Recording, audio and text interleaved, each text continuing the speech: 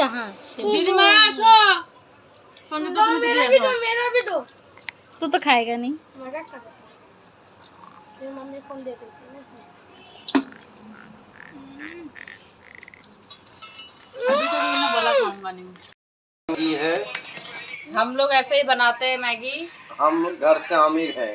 हाँ मैगी हम लोग फाइबर में नहीं बनाते हैं, हम गरीबों का मैगी ऐसे ही बनता है।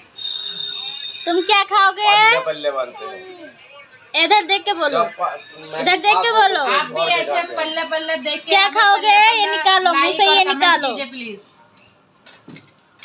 क्या खाओगे? क्या खाओगे? नून आई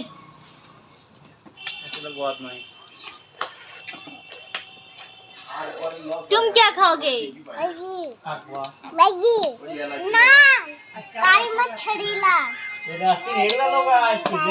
उसी दुकान दी मैंने फटाफट तेरा कौन सा है